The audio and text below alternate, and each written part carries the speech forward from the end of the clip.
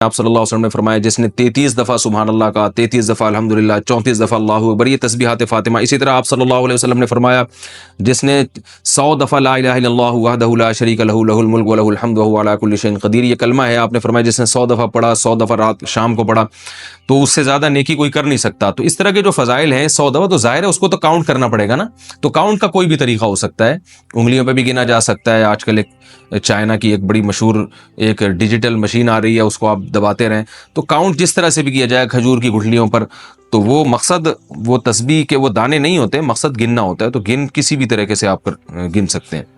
رات کو تسبیح فاطمی کب پڑھیں؟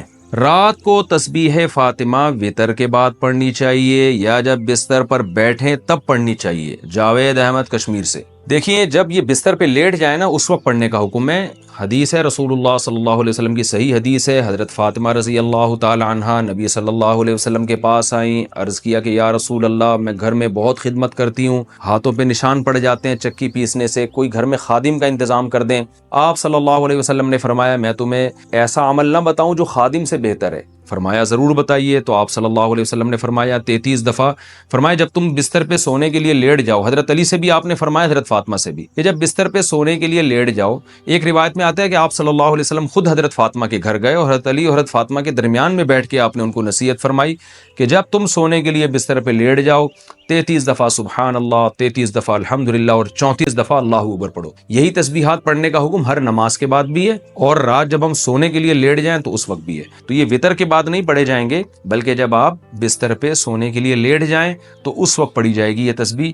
اور اس کی یہ فضیلت ہے کہ آپ صلی اللہ علیہ وسلم نے اپنے داماد اور اپنی بیٹی کو یہ تسبیحات بتائیں، اور فضیلت یہ بتائی کہ یہ گھر میں خادم سے بہتر ہے، یعنی خادم سے تمہیں وہ کچھ حاصل نہیں ہوگا جو تمہیں ان تسبیحات پڑھنے سے قیامت میں جو اجر ملے گا، تو اس اجر کو دیکھ کر تم یہ کہو گے کہ ہم نے دنیا مصیبت میں گزار دی، مصیبت سے مراد یعنی مشقتوں میں گزار دی، تو جو اجر ہمیں مل رہا ہے یہ اس خادم سے کروڑہ گنا زیادہ ہے۔ اس خادم سے ہمیں جو سہولت ملتی اس سے اتنا مزہ نہیں آئے گا جتنا اس اجر کو دیکھ کے قیامت میں مزہ آئے گا۔ اللہ ہم سب کو توفیق عطا فرمائے۔ نماز کے بعد کون سی تسبیح پڑھیں؟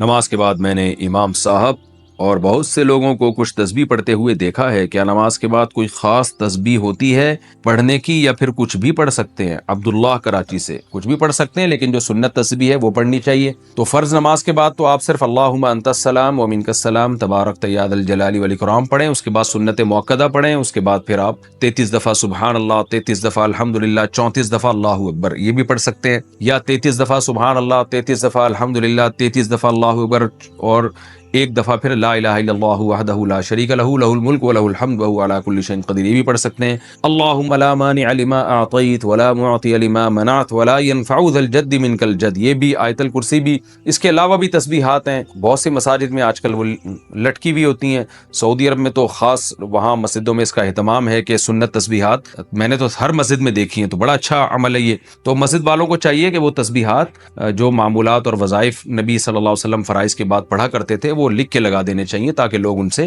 یاد کر لیں، ورنہ یہ تسبیحات تو نبی کا معمول تھا، یہ پڑھا کریں۔